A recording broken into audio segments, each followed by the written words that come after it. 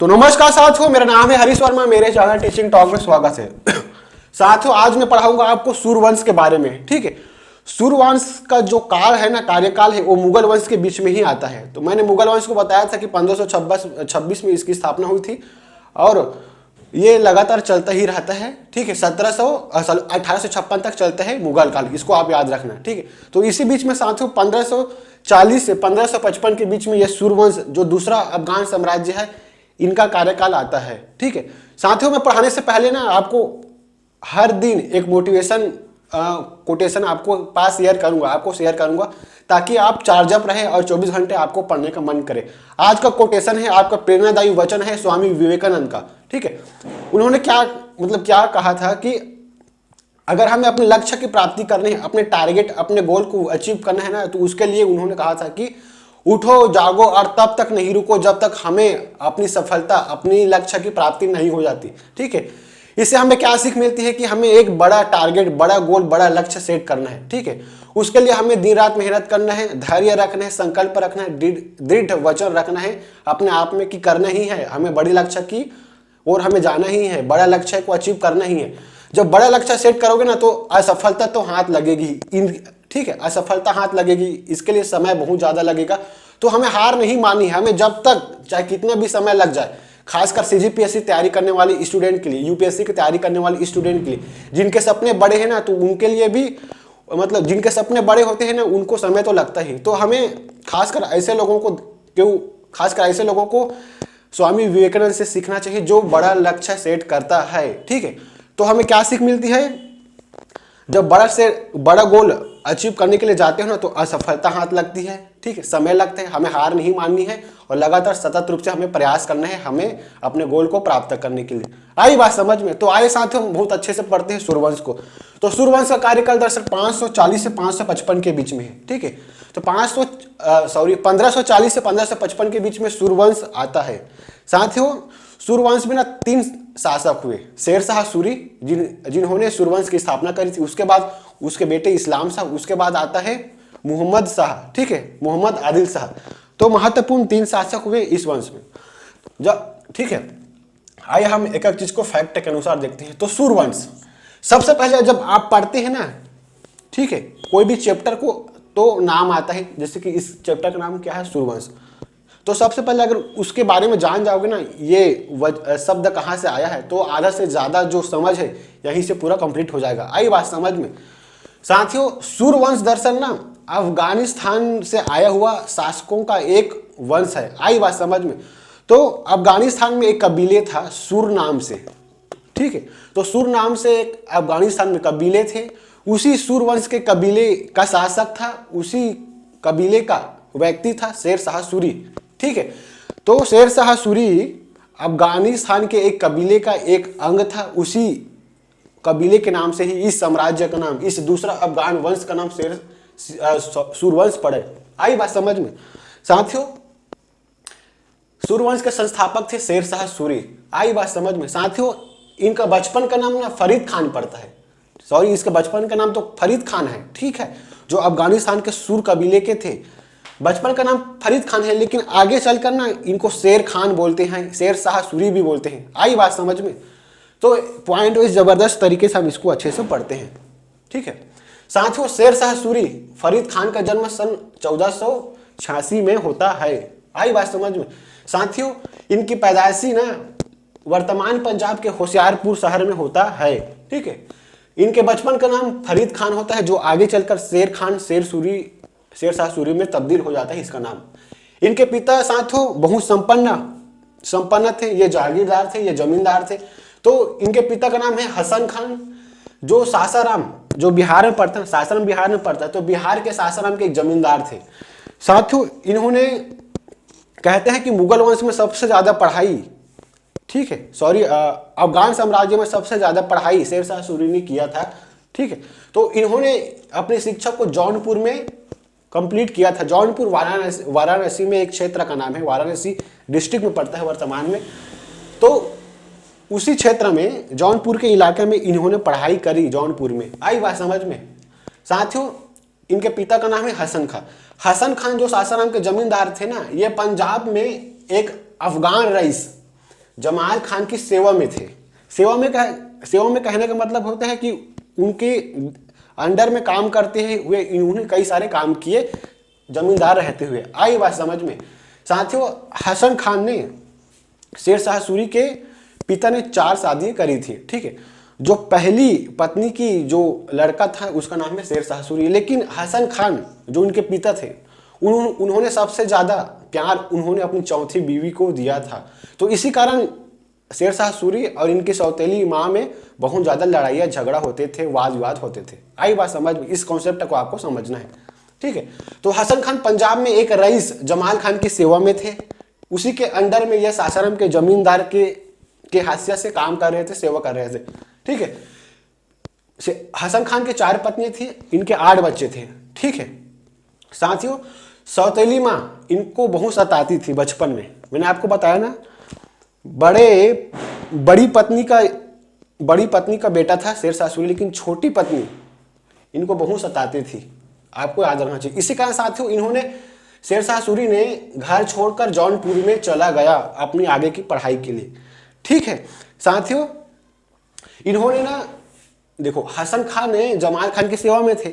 जब इनकी पढ़ाई कंप्लीट हो गई ना लगभग, तो सन 1522 में जमाल खान की सेवा में चले गए, ठीक है। तो इनकी पढ़ाई को देखते हुए खुद जमाल खान ने इनको अपने पास बुलाया सेवा सर्व करने के लिए, ठीक है। तो साथियों, एक बिहार में ना एक शासक हुए बहार खान। तो बहार खान लोहानी ने इनको अपने दरबार में बुला लिया सेवा करने के लिए। इससे स्पष्ट क्या होता है, शेर शाह सूरी काफी पढ़ा लिखा शासक था, ठीक है। तो इसी कारण बहार खान, उस समय बिहार के शासक था बहार खान लोहानी ने इसको अपने दरबार में बुलाया, ठीक है, सेवा करने के लिए, सेनापति बनाने के लिए, अपने अंडर में रखने के लिए, ताकि वे अपने शासन प्रशासन को अच्छे से चला सके शेर शाह सूरी के माध्यम से। क्योंकि शेर शाह सूरी को बहुत ज़्यादा पढ़ा लिखा था, तो उनके शासन को अच्छे से संचालित कर पाते बहार खान लोहानी का। इसी कारण अपने ये दरबार में बुला लिए, ठीक है। साथियों, कहते हैं कि बहार खान लोहानी की सेवा करते हुए, मतलब उनके शासन में रहते हुए, इन्होंने एक शेर को मार दिया था, ठीक है। उसी शेर को मारने के कारण इसका नाम पड़ गया शेर खान, ठीक है। तो शेर खान की उपाधि बहार खान लोहानी ने दिया था, आपको याद रखना चाहिए, जो बिहार के स्वतंत्र शासक हुए थे।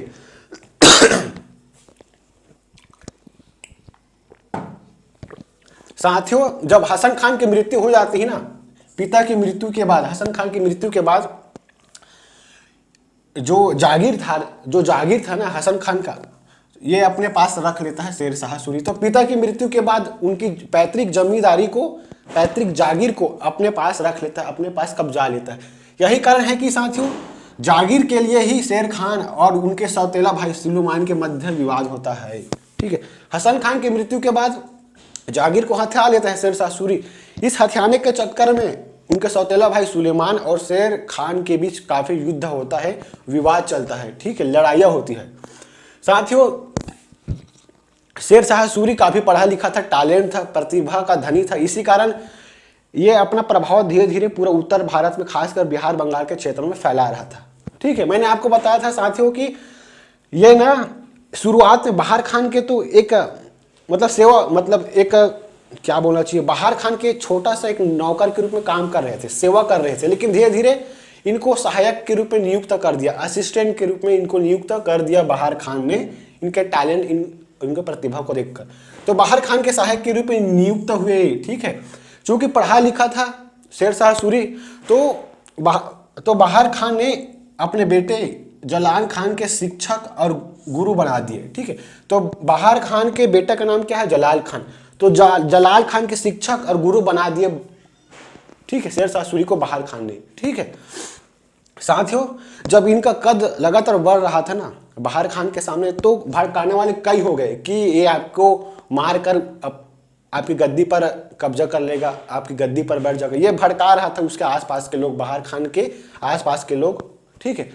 तो यही कारण है कि इनके मन में भी बहुत सारा डाउट है बहार खान के मन में कि आगे चलकर मेरे से ज़्यादा शक्तिशाली होकर मेरे को ही मारकर मेरे गद्दी पे बैठ सकता है करके ये इसको निकाल दिया शेर शाह सूरी को अपने दरबार से। आई बात समझ में। अब ये कहा जाता है, देखो उस समय ना 1527 के आसपास ना बाबर भारत में एंट्री मार चुका था, पानीपत का युद्ध हो रहा था, ठीक है। जब बहार खान के समर्थन खो देने के बाद बहार खान जब इनको भगा दिया था तो ये बाबर के शिविर में चले गए 1527 में और बाबर के सेना में भर्ती हो गए। आई बात समझ में? साथियों, जब बहार खान की मृत्यु हो जाती है ना, उसके बाद जलाल खान के संरक्षक वह बिहार के राज्यपाल बन जाते हैं और धीरे धीरे साथियों ये मान्यता प्राप्त शासक भी बन जाता है। ठीक है, जब बहार खान की मृत्यु हो जाती है ना, तो जलाल खान जो उस समय ना ये इसके स्टूडेंट था शेरशाह सूरी का, तो उनके योग्यता पर भी और योग्यता और प्रतिभा को तो जानते थे ना शेरशाह सूरी का जलाल खान, तो जलाल खान ने खुद बुलाया सत्ता को संचालित करने के लिए एक असिस्टेंट के रूप में। लेकिन धीरे धीरे साथ ही ये बिहार का खुद ही शासक बन गया और उनके टैलेंट और उनके योग्यता को देखकर वहाँ के लोगों ने, बिहार के लोगों ने, बिहार बंगाल के लोगों ने एक मान्यता प्राप्त शासक के रूप में इनको नियुक्त किया बिहार के क्षेत्र में। आपको याद रखना चाहिए। ठीक है, ये हो गया एक व्यक्तिगत परिचय के रूप में हम इसको देख लिए। अब शेरशाह सूरी ने कौन कौन से क्षेत्र में युद्ध किया था, अपना साम्राज्य का विस्तार कहाँ कहाँ किए थे, इसको हम अच्छे से देखेंगे। साथियों, मैंने जो हुमायूं और शेरशाह सूरी के मध्य जो युद्ध हुआ था, लड़ाइयाँ हुई थी, उसको मैं पिछले वीडियो में बता दिया हूँ। ठीक है, तो पिछले वीडियो में मैंने आपको बताया था कि सन 1540 में बिलग्राम कन्नौज के में युद्ध हुआ था जिसमें अंतिम रूप से पराजित होता है हुमायूं। आई बात समझ में? ठीक है, तो 1540 में बिलग्राम कन्नौज का युद्ध होता है जिसमें शेरशाह सूरी ने हुमायूं को पराजित कर देता है।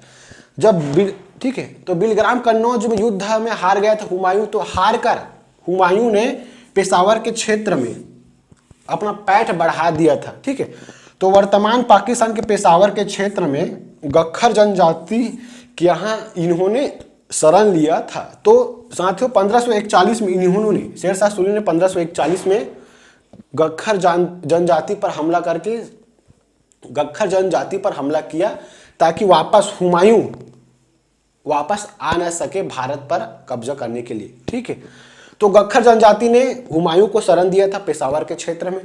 ठीक है, भविष्य में भारत पर अटैक ना करे मुगल हुमायूं, इसी कारण 1541 में पेशावर पर एक युद्ध छेड़ा था और अपने कब्जे में कर लिया शेरशाह सूरी। ठीक है साथियों, देखो शेरशाह सूरी ना काफी महत्वाकांक्षी शासक हुए। आई बात समझ में? तो काफी महत्वाकांक्षी शासक हुए ना, तो ये बंगाल पर कब्जे की तैयारी में था, तो वहां के लोगों ने विद्रोह कर बैठा, तो उस विद्रोह को दबाने के लिए सन 1541 में वहां बंगाल के विद्रोह को इन्होंने दबाया। ठीक है, अब आता है साथियों रायसेन। रायसेन ना राजपूत का इलाका है दरअसल। ठीक है, तो रायसेन का अभियान सन 1543 में होता है। रायसेन के जो शासक हुए साथियों पूरनमल, रायसेन के राजा का नाम है पूरनमल। ठीक है, जब रायसेन को पूरी तरह से घेर लिया था ना, रायसेन के क्षेत्र को पूरी तरह से घेर लिया था शेरशाह सूरी, तो शेरशाह सूरी ने वचन दिया था अगर पूरनमल, अगर आप हमारे सामने सरेंडर करते हो, आत्मसमर्पण करते हैं, तो हम आपको जान से नहीं मारेंगे।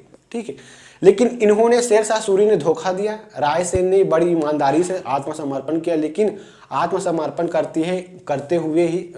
करते ही इनको मौत का घाट उतार देता है, मार देता है। ठीक है साथियों, अफगान साम्राज्य में ये शेरशाह सूरी का सबसे बड़ा काला धब्बा था, क्योंकि इन्होंने अपने वचन को पूरा नहीं किया था। ठीक है साथियों, मारवाड़ पर आक्रमण, मारवाड़ वही राजपूत का इलाका, सन 1544 में होता है। ठीक है, तो उस समय का राजा था साथियों मालदेव।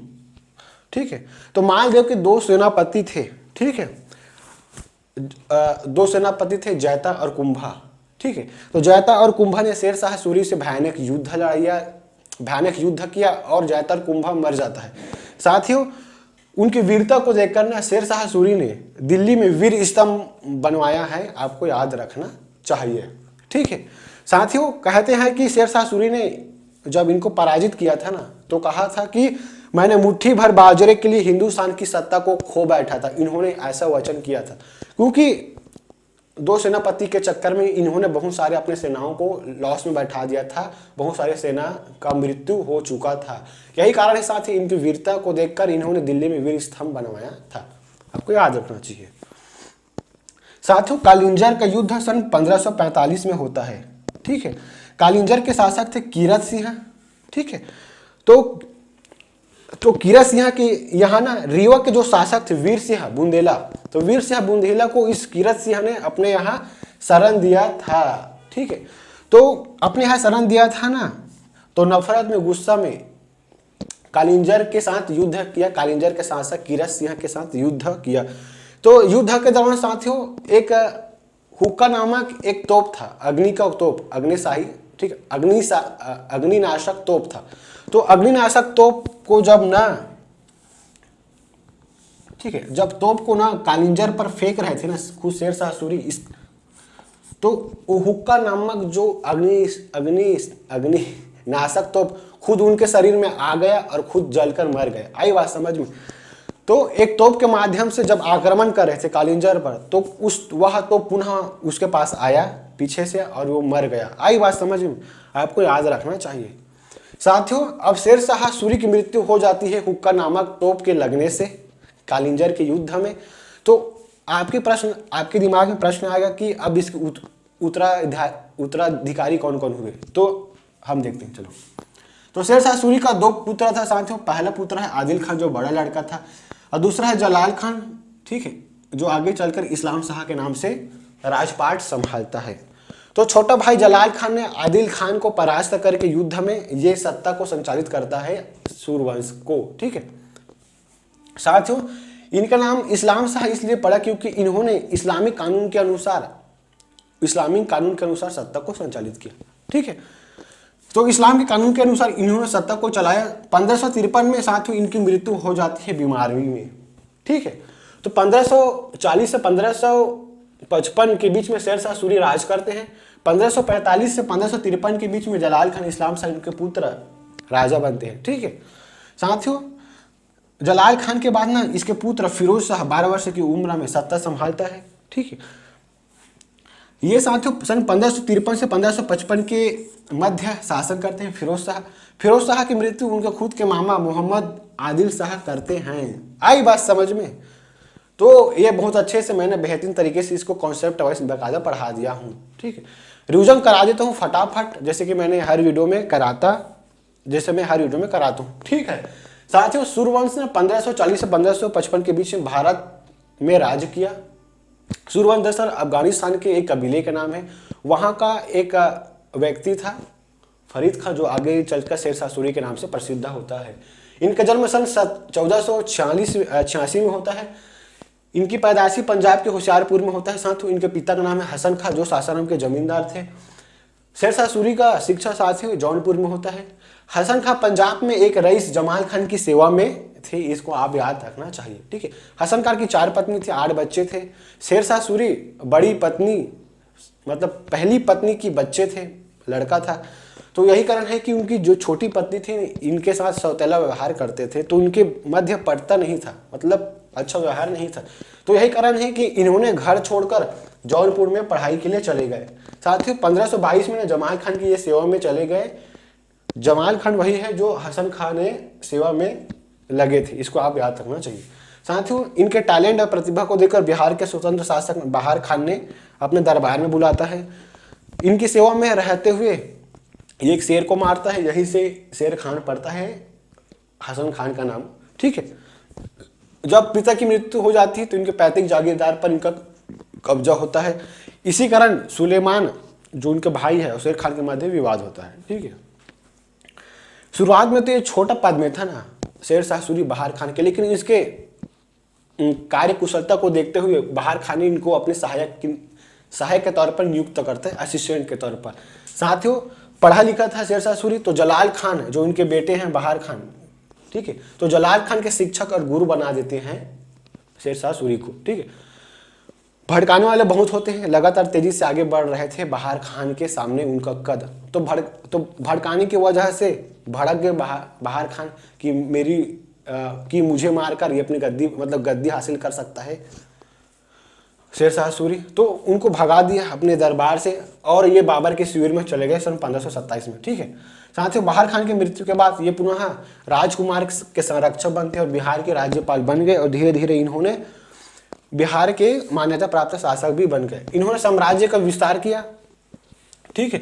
पेशावर में सन 1541 में इन्होंने गख्खर जनजाति पर हमला किया और हुमायूं को वहां भी पराजित किया। ठीक है। बंगाल का विद्रोह को इन्होंने 1541 में दबाया। रायसेन का अभियान सन 1543 में किया, जो वहां के शासक थे पुरनमल। ठीक है। मारवाड़ पर आक्रमण किया 1544 में। कालिंजर का युद्ध किया सन 1545 में। ठीक है। शेरशाह सूरी के नाम उत्तराधिकारी हुए इस्लाम शाह, जिसका वास्तविक नाम था जलाल खान। ठीक है। सन 1545 से 1553 के बीच में इन्होंने काम किया सूरवंश में। इस्लाम के कानून के अनुसार अपनी सत्ता को चलाया, इसी कारण जलाल खान का नाम शेरशाह इस्लाम शाह पड़ा। ठीक है। 1553 में इनकी मृत्यु हो जाती है और 12 वर्ष की उम्र में अपने पुत्र फिरोज शाह को इन्होंने सत्ता सौंपता है। फिरोज शाह की मृत्यु के बाद मोहम्मद आदिल शाह शासक बनता है। आई बात समझ में? मेरे इस वीडियो को अधिक से अधिक शेयर करना चाहते हो? जय हिंद।